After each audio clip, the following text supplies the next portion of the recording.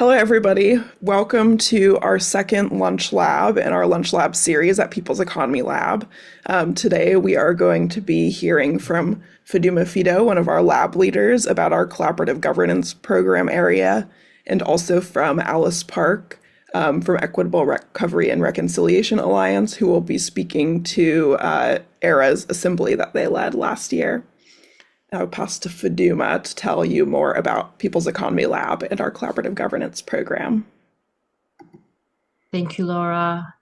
Hello, everyone. My name is Faduma Fido, pronouns she, hers, and I'm a lab leader with People's Economy Lab, leading the collaborative governance program.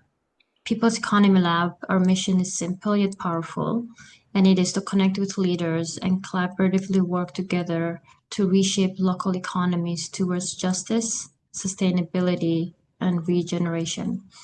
Our vision is one of a future where economies are community-centered, rooted in democracy, equity, and collective well-being. We must understand the economy isn't neutral, it's a series of choices, and the prevailing question is whose values are driving those choices.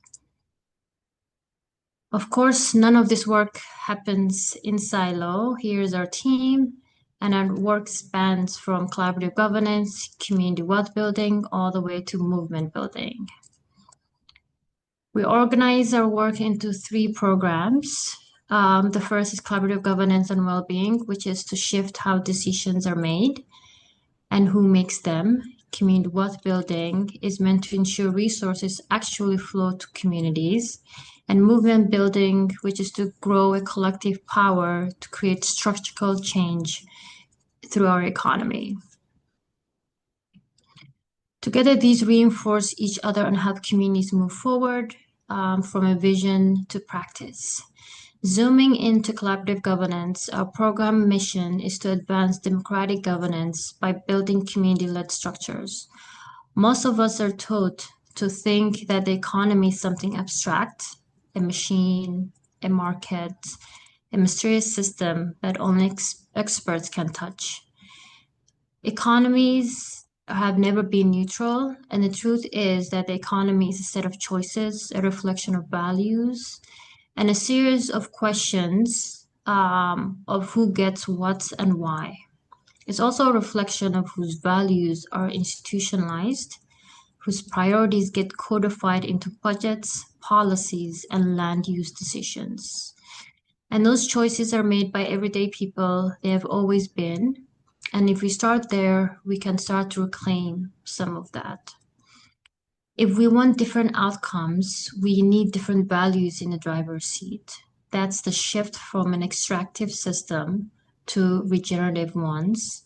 And that shift doesn't happen by just tweaking programs. It occurs when we change how decisions are truly made. That means growing civic power by transforming institutions and creating new models of collaborative governance where communities share power with other stakeholders. The collaborative governance work that we do is statewide and is part of the Just Futures initiative with community and government partners. Last year, we piloted 6 assemblies statewide, and you will hear from one of those anchors today. Collaborative governance pushes back against the harms of exclusion like token engagement, top-down decisions, and lack of accountability.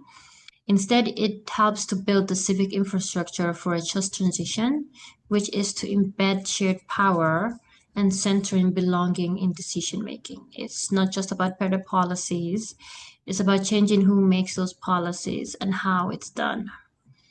A key lesson is that governance without belonging doesn't work. Othering is very systemic. It is embedded in policy, language, and processes. And if people feel othered or are othered, invisible, disposable, unheard, no amount of outreach can help build trust. Belonging isn't a fuzzy and warm extra, it's infrastructure, and collaborative governance does depend on it. We don't need leaders with grand visions in this work. We need leaders who make it possible for others to envision. And that is what's at the heart of collaborative governance. Collaborative governance is democracy in motion. It's not symbolic. It is how we practice democracy every day. And it says we trust communities to make decisions that impact their futures and that we can design systems that support that trust. Assemblies are just one way we have seen this happen. People coming together across differences to learn, navigate trade-offs, deliberate, and decide together how to move forward, not perfectly, but powerfully and purposefully.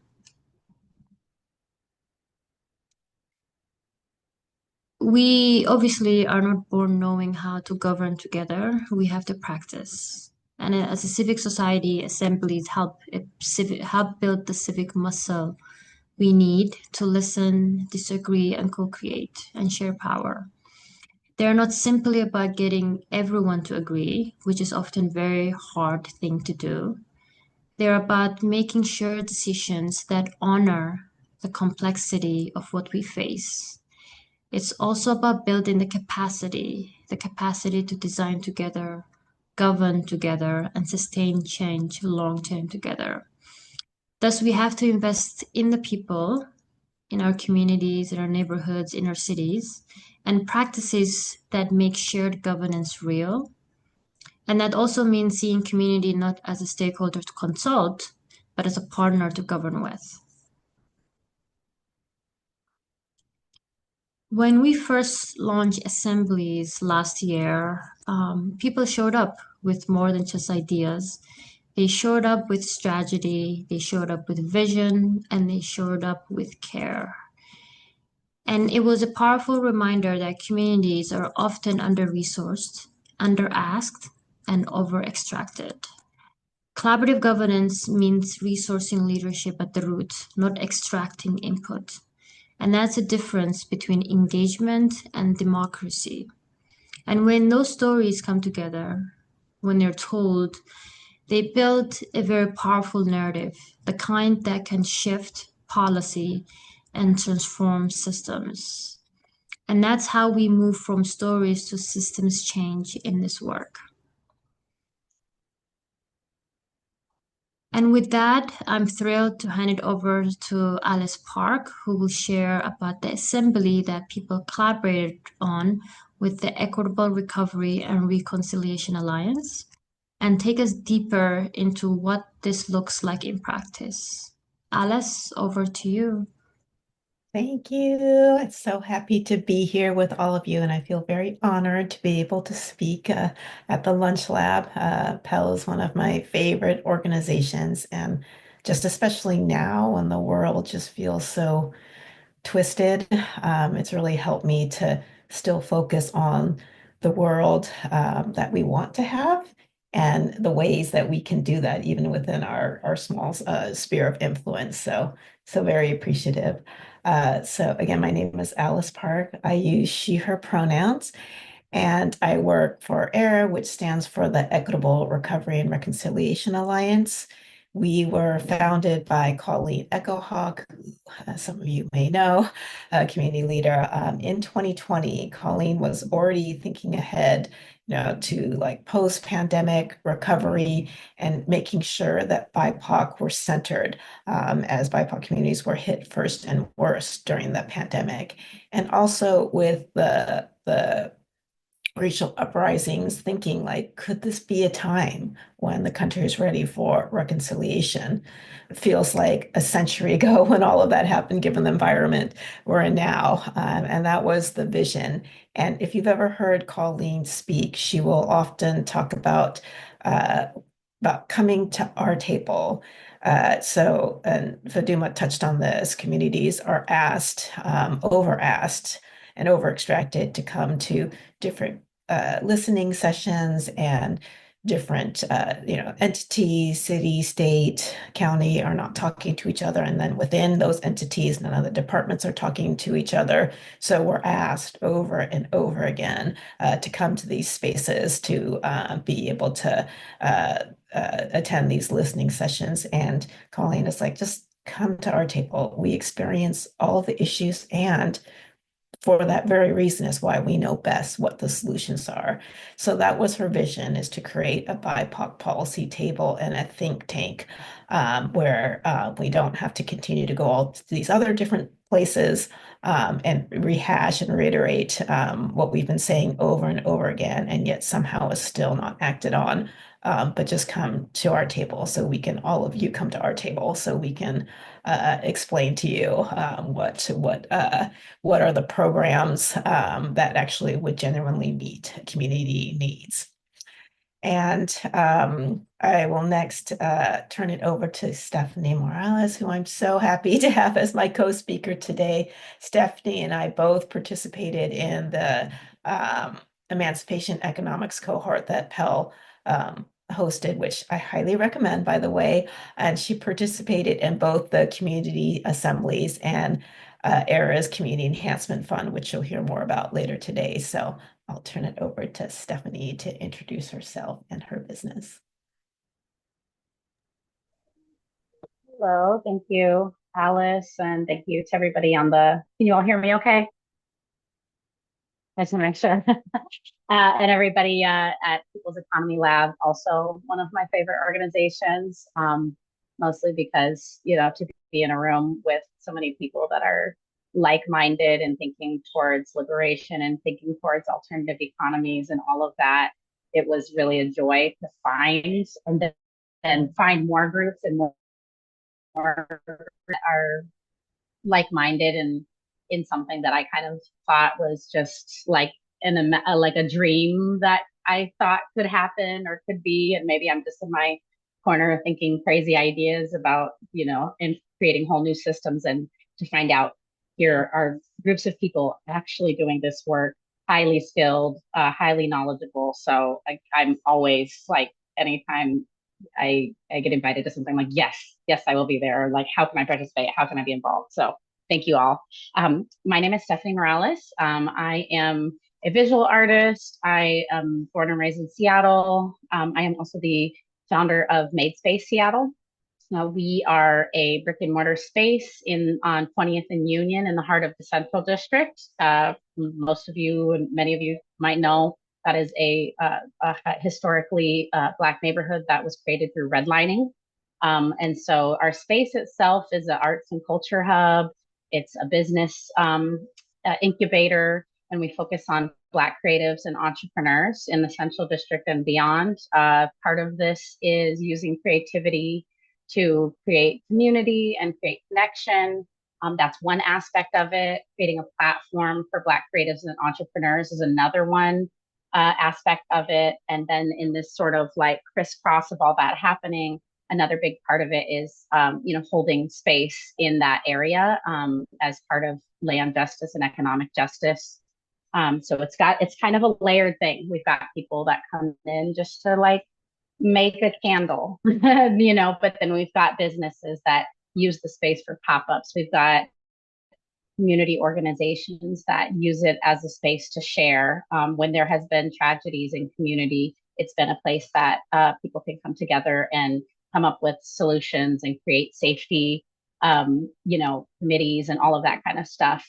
But then also we are working towards creating a community ownership model by purchasing the building itself, and then looking into things such as community stewardship, land trusts, and REITs, and all those different kind of models to create something that then can hopefully be repeated as a way for a community to truly own the spaces that they, live and work and commune in and create in. So yeah, we have on the front facing of it is just lots of classes and business spaces and things. So yes, and my relation to all of this is that I did go through the economics of emancipation, which was amazing. That was kind of eye-opening to see, like, again, this was not just an imagining.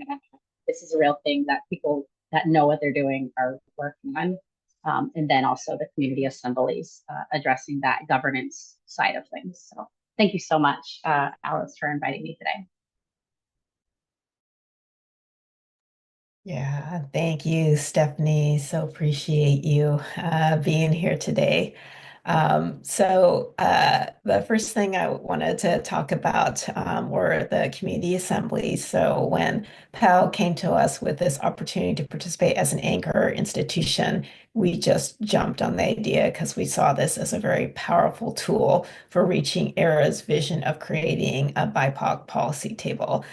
Just fit right in line as a way for us to achieve that goal. And we chose to focus our community assembly on the work that ERRA has been doing to address the racial wealth gap and co-designing an ecosystem to support BIPOC small business development. This was one of the most pressing concerns from the community coming out of the pandemic. And so that's how ERRA ended up focusing there. And ended up focusing this community assembly on that work. And we had participants that came from 15 different organizations, 20 different organizations, small businesses, and individuals represented at the community assembly. And the way that community assemblies are designed, just recognizing we are building that muscle, as Faduma had talked to before. We haven't really, and some of the organizations had never been asked to work with other communities before. They've never had that opportunity. So building that muscle. And so that takes repeat contact for us to be able to begin to develop those relationships with one another, especially because we had a very multiracial and also geographically dispersed participants who were coming from Spokane area, Tacoma, and Seattle King County area, and had Latinx community, the Black community, Native community, Pacific Islander community. So really bringing a very diverse group of people together for the first time to really try to do this collective visioning together. So we had 5 sessions. We did a mix of in-person as well as virtual to really be able to first establish those lines of trust, relationship, communication, really try to do that collective learning together with one another, which would ultimately get us to the collective solutioning and decision making. So I think you can move to the next slide. So we started off the community assembly asking folks what are the barriers? What's getting in the way of us being able to reach our goals? What are those narratives that continue to create division between our communities? And so what we heard from folks was the lack of communication and really leading to siloed efforts, no ability to build trust with one another, and be able to collaborate. The lack of resources, which the lack of funding then leads to the lack of capacity within organizations. And so folks are left putting out fires in our respective communities versus actually having that time to spend doing this collective work and collective thinking, decision making together. The systemic barriers. So really, it's all the bureaucratic red tape. It's all those restrictions that don't even allow resources to be used for what actually it is needed for and to genuinely address community needs. And then the cultural and social challenges, just recognizing, we are in a racist country. There are biases and we have discrimination that have been learned about one another, and just knowing that that's a piece that we also need to work through. So talking about the different barriers is what then allowed for that kind of collective learning from each of our different respective communities, and then having that aha moment, being like, seeing those through lines and just building that shared understanding that we're all facing really similar challenges. And then that need for really a comprehensive ecosystem to really support the BIPOC small businesses. So you can turn to the next slide. So once we had that opportunity to do that collective learning together and really kind of see those through lines in terms of what are the barriers and what's getting in our way, then the group was able to turn to collectively identifying solutions and making recommendations. So the solutions identified were enhancing collaboration. So being able to foster relationships across different communities and having that ability to share resources and creating collaborative spaces such as the assembly where they could continue to do this collaboration, increasing capacity. And so again, this is that muscle. So some, it really differed by geographic area, and some places were really in that place of we haven't even talked to one another. We got to start by building relationships and trust.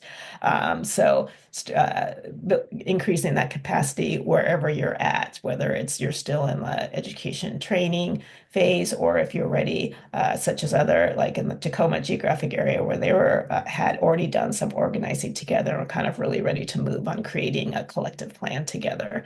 So having that capacity, advocacy and policy change. So then being able to advocate for much more equitable funding and policy changes where we can really start to address community needs. And then empowering communities with the training and support.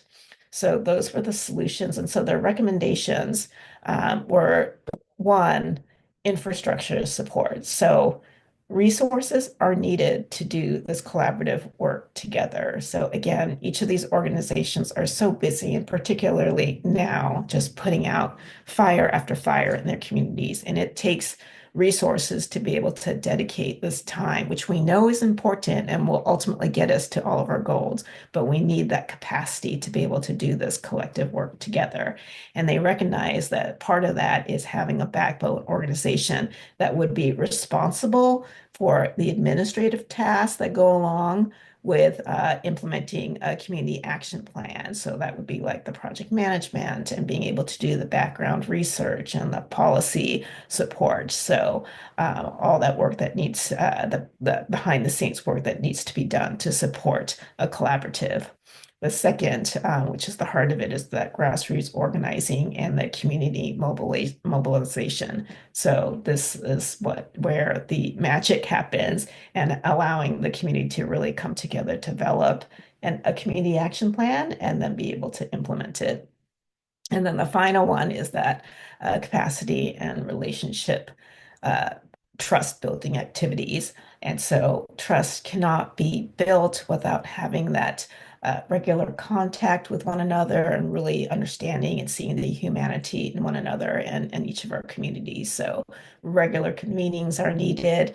And along with that, conflict mediation and restorative justice. So again, just recognizing that our communities have not really been given the chance to work together, and in fact, pretty much actively been forced to compete with one another and fight over limited resources to say, like, our community is worse than yours, and so we have more of a need. Instead of being, no, all of our communities are in need, and all of our communities need support in really the exact same fashion. So really recognizing that because we've had that conditioning to fight, not really to work together, that we're going to need conflict mediation, excellent facilitation, restorative justice, and healing processes as we begin to do this work and explore together. So really this group was just a quick takeaway, like once you're working and getting community members together, you're really just seeing how they indeed have all the solutions. They had an entire structure that they came up with for how they would develop a community action plan. The analogy that was used was like an unfinished home. So that they were going to build out together with the community, really deriving what each of those different rooms look like, each of the strategies, et cetera. So they really had in mind like an actual plan for how they would get this work done. So that's the community assembly work in a nutshell. And I think I was just going to pause for a moment to see, Stephanie, if there was anything you wanted to add that I didn't touch on, because I know you were at all of the assembly meetings as well.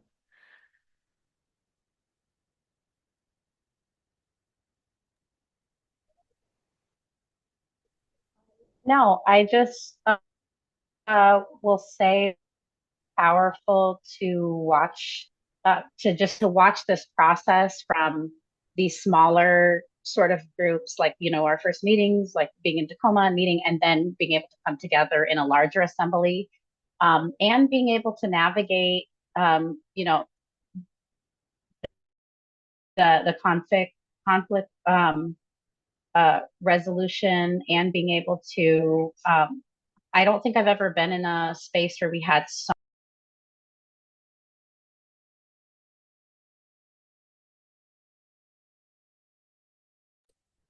Did we lose? Did we lose Stephanie? Okay, we'll have Stephanie chime in. Oh, you're back. Yeah, you're good. Did you want to finish your I had thought? uh, yeah, it was just amazing to see so many different groups come into the room, into the space. And I just echo, yeah, what you said about, we all brought our different barriers that we're experiencing. And it can be difficult sometimes to see that there is actually a through line in all of it, but that we're just experiencing those different systemic barriers in different ways, but there's actually a through line happening. And so that was amazing to see, and really encouraging, because it's the part that's like, you could be doing so much work in your community, but then it's like, how do you make this bigger? And if we can't make it bigger, and if we can't figure out how to work, it's not possible. So it's exciting to see that. That's right. Thank you, Stephanie. And if other thoughts come to mind, uh, I'll have you chime in as well. So then moving on, so and just there's a lot of more details around the community assembly I can share with you in terms of like the logistics and how we really scheduled each of those sessions. It was very, very thoughtfully planned out. But I just wanted to give you a snippet of that, and I'm happy to answer any questions, either online or offline, related to the more details around the community assembly. So you can move to the next slide. And so the second example that I wanted to share around demonstrating BIPOC community leadership is the Community Enhancement Fund. So this is a project that ERRA has been working on since our inception. So again, given that community said that our focus is we have got to help our BIPOC small businesses coming out of this pandemic. They are really suffering. So this idea for a Community Enhancement Fund came from the community. It originated with the Crescent Collaborative, which is a place-based collaborative. And so their geographic area is the International District, the Central District, and Capitol Hill.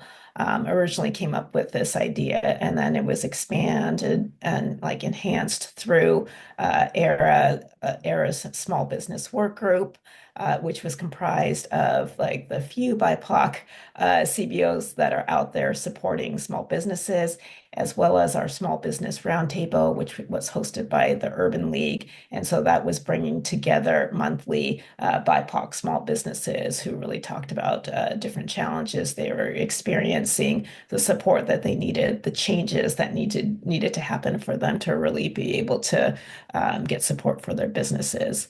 And really what came out of all of that discussion was just the reality is that there is no support ecosystem that was specifically designed to help BIPOC small businesses. And the example is all of the predominant, like the TA providers. If you're a business needing help, they're predominantly mainstream white. And so they're not necessarily understanding the specific culture of different communities. And as a result, they are offering really bad advice for businesses and sometimes really harmful advice, just not knowing, understanding the cultural norms and trying to offer business advice from a white mainstream perspective. And so this group came up like, what would an ecosystem look like that was specifically designed to support BIPOC small businesses? So this is what they came up with. And first and foremost is access to capital.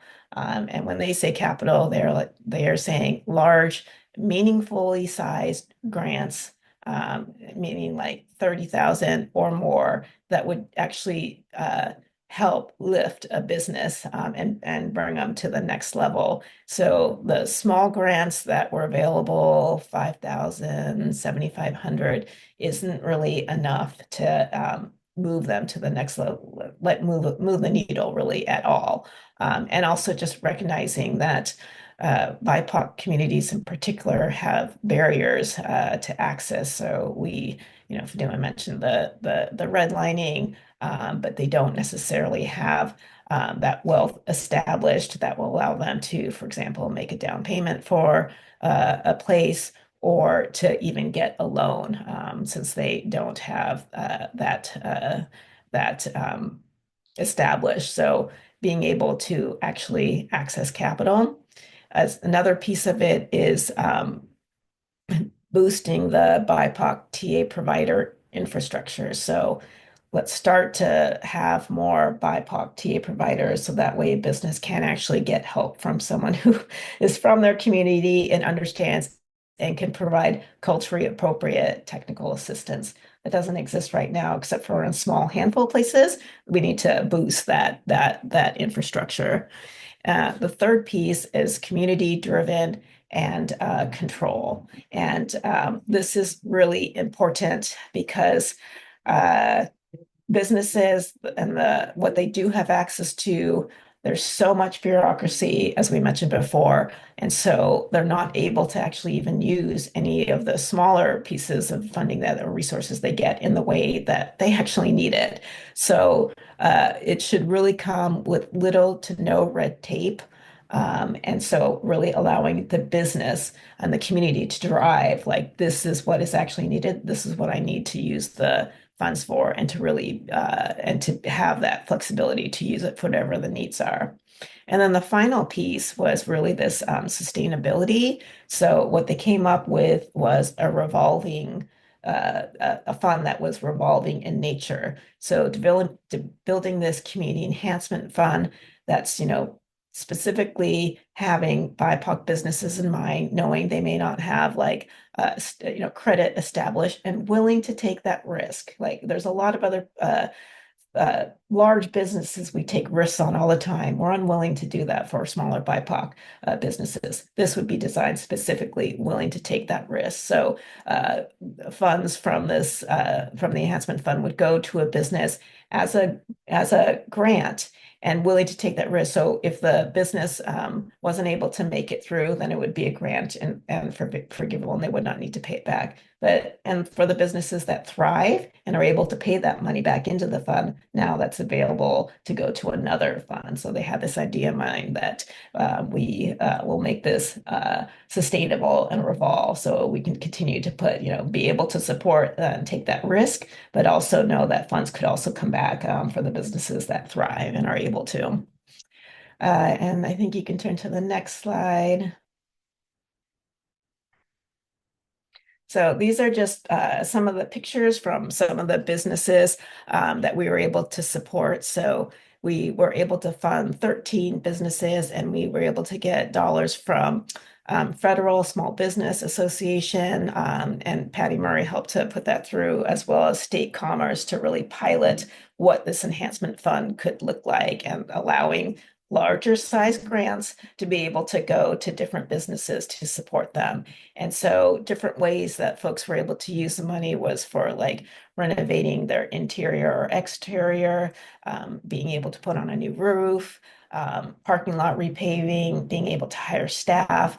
Another business, and it's actually background that I'm using in case others recognize it is from Marjorie. So we were able to support them to be able to plug the final hole that they needed to secure their space to reopen a really important community hub that was forced to close during the pandemic. So again, be able to use it in the way that they needed, which is like, I just need this bit, and then I could secure my space and be able to open. So that was very exciting to see that happen. So I think I'll turn it over to Stephanie because I really want to make sure that you hear Stephanie talk about some of the impacts of the Community Enhancement Fund and why it is so important to invest in our BIPOC small businesses.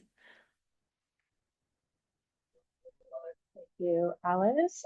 And hopefully my technology is a little better now. Thank you guys for coming. Yeah, I just wanted to kind of speak to some of, those four key elements and give sort of some clear examples of how that played out for MadeSpace. So, the first one was that building that ecosystem and working alongside the things that are existing. Very specifically for MadeSpace, we were able to use the fund to hire staff to bring on not only our managing director, who prior to this, I had been just kind of piecemealing out work as I could, which was not a lot, and it's hard to get any kind of consistency with that. And then also I was able to create an intern position and bring on an intern. The way that is paired with the existing systems is that we were in a lot of programs that were like program evaluation and org development and creating business plans, coaching, and all of that. And we can get all of that advice and all of that support and all of that written structure. But the only way to execute on any of that is to have funds to do so. And so it was really, the alignment of it was really wonderful because we were completing a lot of that understanding of like who and what we need next.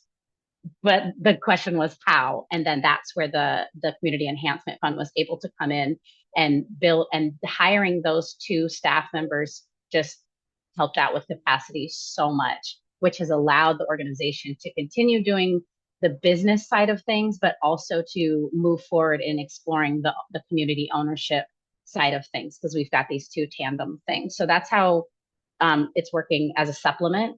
And then as far as it being community driven, MadeSpace itself was created out of a response to communities' need for space, or communities' need for a culturally comprehensive space, and for not a place to share knowledge and all of that kind of thing.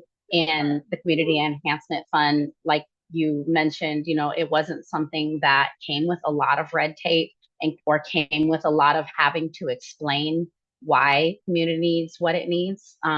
It was a lot of, what you need, you're able to move forward with that.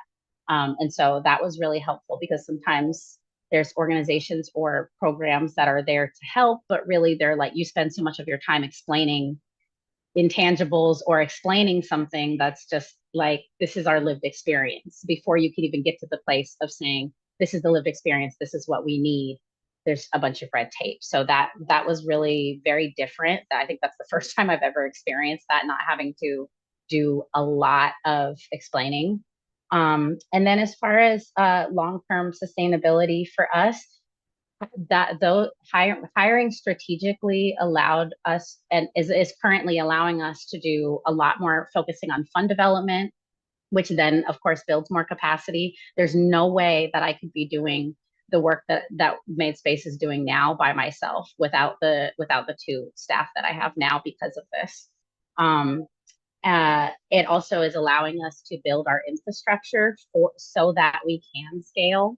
That was something that, again, I would not have the capacity to do that. And so now we're able to do that as well. And then the other thing that it did was create an intern program. Through hiring our intern, I have been able to create the infrastructure for an intern program, so that when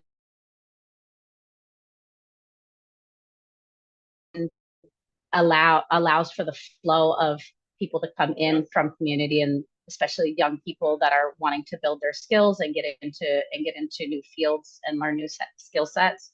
that isn't that becomes an input for that. And that kind of leads into it being a really impactful capital, because we are creating those infrastructures, we are creating new roles, and providing professional development for those roles.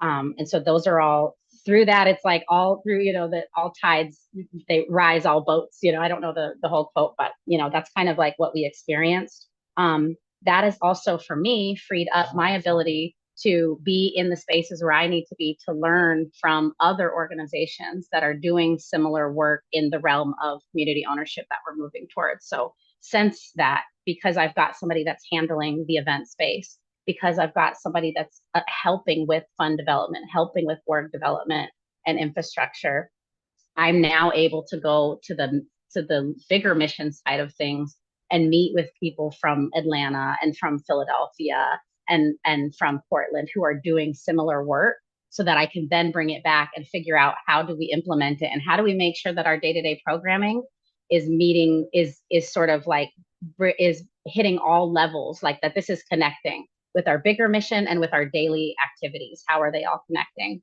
and their staff to actually support that? So those are yeah, that's been MadeSpace's experience with the community enhancement. Huge thank you, because I don't know what I would be doing right now. It came right on time. I was like completely at capacity. So yeah, so it's been a fresh breath of air to be able to have staff support. Yeah, I love that. Thanks so much, Stephanie, to speaking all of that. So, just to wrap this up, just hopefully, just hearing from these two examples of what happens when we have community, BIPOC community directing and having ownership. That hopefully you're all seeing how they do know best really what the issues are and know fully well what the solutions are. And I think another piece we knew, and it really just became apparent as we worked together, is that trust and relationships take time to build, especially when we haven't worked together. And so I said previously, like some geographic areas, like that's where they needed to start. They had never worked together before, and so being able to have that ability and the time to do that. So really, like over the course of a year, we did 5 sessions for the community assembly. It's not even enough. You really need more like a year, especially when you're doing multiracial organizing. And then another piece is really making sure that you have excellent facilitation, mediation, conflict resolution, um, restorative justice, healing built into the process. Things are going to surface. Our communities have all been harmed and damaged, and so taught to compete with one another. So that needs to be built into it. So we learn to do this collaborative decision making governance together, and engaging policymakers after building trust in community. So some of the other community assembly sites were able to invite in government folks and policymakers to do that time together within the community assembly timeline. We kind of knew that we were still starting with folks that had not had the ability and chose not to include them. And really, I think it's just the policymakers are uncomfortable with conflict in community. And for us to learn to work together, conflict is necessary for us to come together and come to consensus on solutions that will benefit all of us. So for any of our rare decision makers that have the ability to work through conflict and see that and not be turned off, you're welcome. But for the bulk of them, really let us kind of work through our issues. And then once we're at that place where we can solution and present our collective decision making is when at the point where we can engage policy and decision makers. So anything else you would add, Stephanie, either around the enhancement fund or the community assembly? I mean, I think for me, one of the biggest things for me is that it's just like a very decolonized approach to how we can build community, we can create alternative economies, how we can create these alternative governance. One thing that I say that I really, really appreciate is that there wasn't this striving for perfection. There was a like, we're figuring this all out together, and we don't have to have the answer at the end of it, but we have something, we have some answers, we have some pieces to be able to like step forward in. And I feel like that has been my experience kind of along the way. And yeah, it's been, yeah, wonderful in my mind. And I really appreciate there's the expectation that we're going to have one meeting and have it all figured out. Like we're all in this together. And there was excellent facilitation at every one of these different things that we've been at too, and that ideas, and to have a facilitator that can help walk us through it and really just make it easy for us to have those conversations is important. Yeah. Thank you.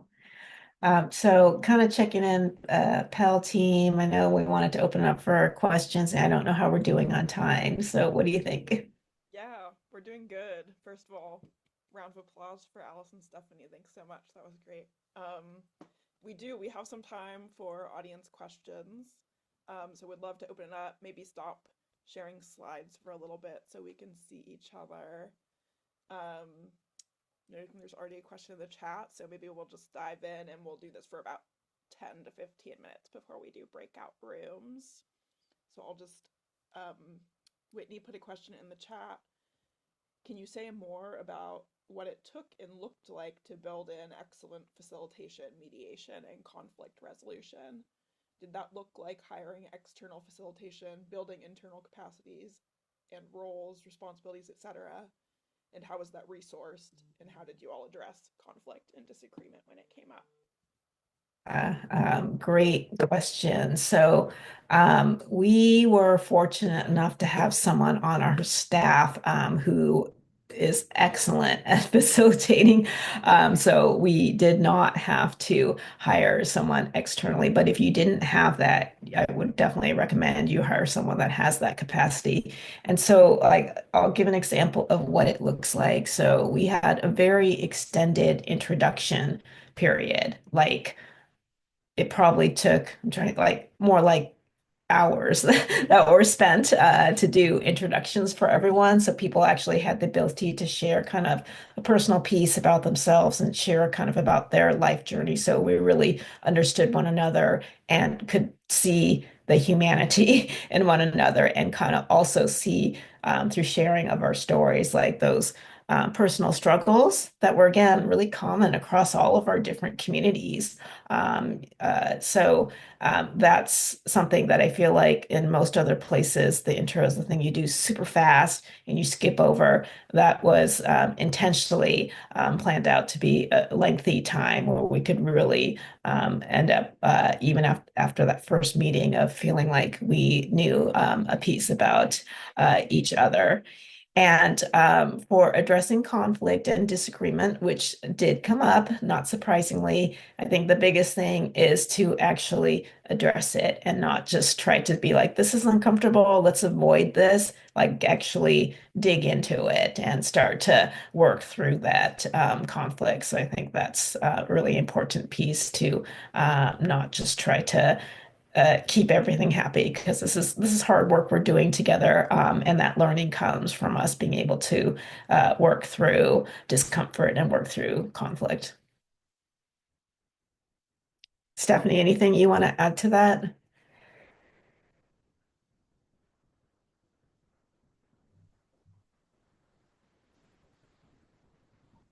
The last part of it, because data is very bad where I've been. So I think it was about around, I heard around like a little bit of conflict resolution, which, yeah, there was some uncomfortable moments, but those are so important for developing uh, I mean, for developing community, you have to go through those so that you can get all the lessons that can come out of it. I think what I remember um, was that we all came to the conclusion that there needed to be some learning, some unlearning and relearning happening around some of the narratives that we understood about each other's different experiences. And so that was really great. And that felt like we didn't do it in that moment, but that's an example of how we take something that we learned and then that's something that, okay, now we know what we need to go back and do. We need to start from the learning phase before we can even move forward in the conversation. And that was addressed fearlessly by the facilitator. So I really appreciate.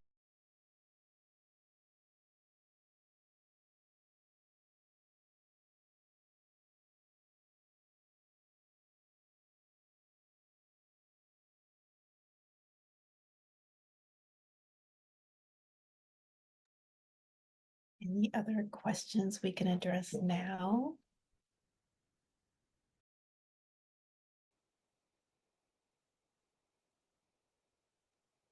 Maybe one, in terms of how the work was resourced. The assemblies were funded through legislative funding asks, People's Economy Lab, Foreign-Centered Statewide Action Network, as well as our government partner, who Lindsay is in the room, the Economic Justice Alliance within DHS.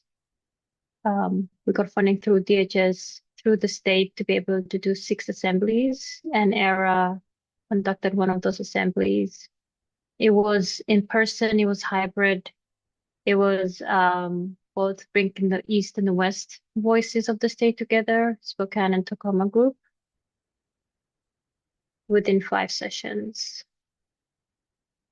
And so one of the other things that were resourced is also community compensation. We wanted to make sure that since folks were convening over a period of months and 5 specific sessions, accommodations and investment into eliminating barriers that often keep people away from engaging in these conversations and having the time to really be present. That resource really came at a good time, and it also complemented when ERRA was conducting the Community Enhancement Fund process. And so both processes were able to build on one another. Yeah, Andrea asks, what's next? What's the next step for this project?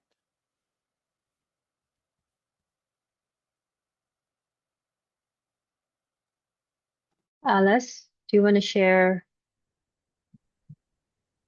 I can. So one of the things that I want to mention around the Community Enhancement Fund is I mentioned the 2 different pots of funding.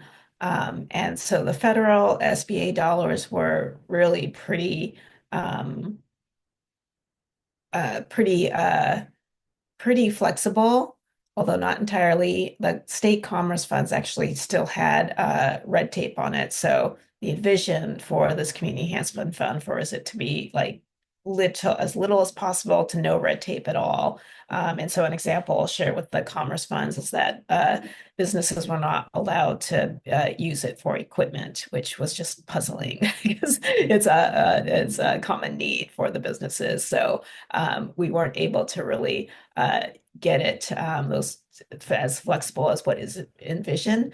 The other piece that we weren't able to do, which was really important, was the revolving loan piece of it. So that is what we're hoping to pilot next, is the revolving loan aspect of it that will allow this fund to be sustainable, to continue to be able to support other BIPOC businesses going into the future. So given the fact that some of the government funding, unfortunately, what exists today, it does still have red tape, we will probably try to look for more private funding to be able to pilot the revolving fund aspect of the enhancement fund that was envisioned.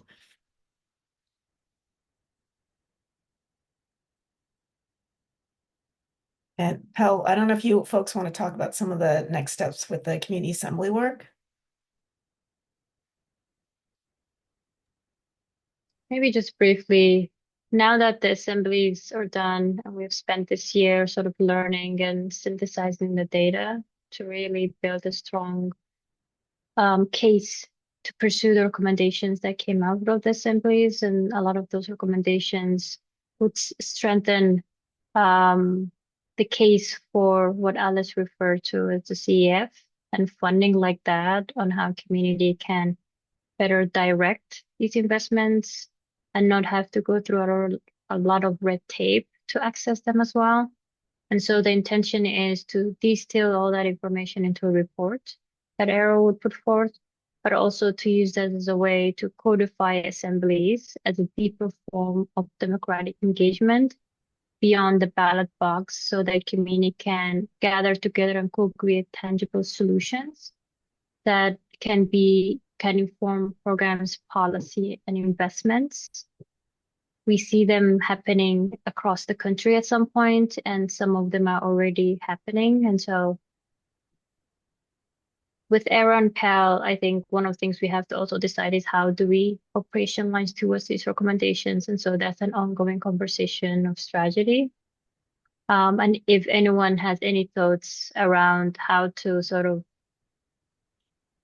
especially if you know any decision makers that you think might be interested in learning about the journey that we got here, and how to sort of support the next phase, which is turning the outputs of the assembly into outcomes for the community.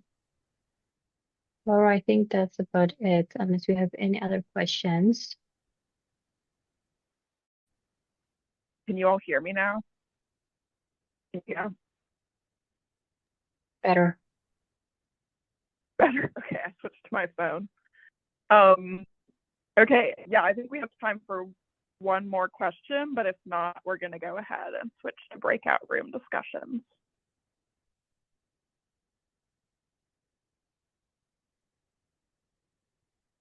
Okay, y'all, let's do breakout rooms. So first off, Tatiana, jump in. I can't let it go by without sharing some of the wisdom that came up, and I'm sure from other groups too. Our group, I was with Angela and Marco and Alice and Shiho. We had a really interesting conversation that was just about more of that second question of what would it actually look like. And there was a bit of a discussion on, for groups, like especially the conversation earlier, that have undergone a lot of trauma at the hands of kind of governance. When you're so used to getting kind of hit with this stick of enforcement, and this is Angela that said this, like you're focused on just removing the stick. And so thinking kind of that step beyond of what would governance look like in actuality, it needs kind of more intentional thought, right? And so we also had a conversation on power and how this is inherently going to exist.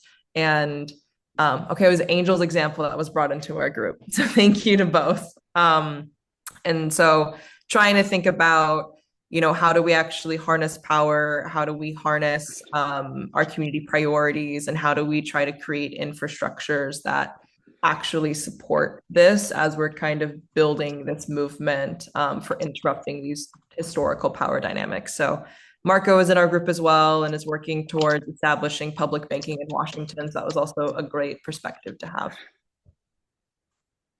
That's all for me. Amazing. As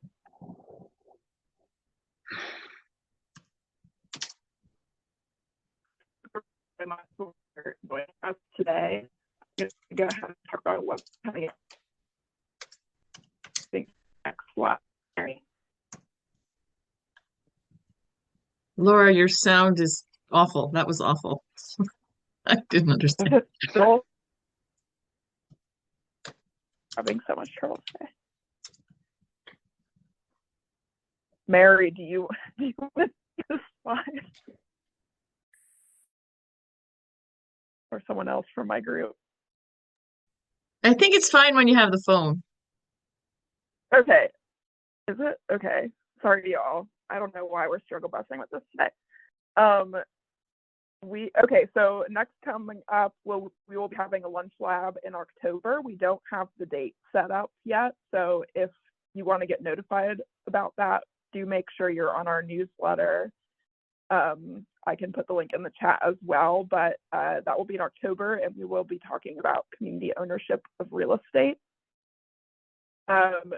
If you are interested in learning more about what we've talked about today, I'd encourage you to go ahead and email Faduma or Alice if you have questions or just want to learn how you can get involved with these projects.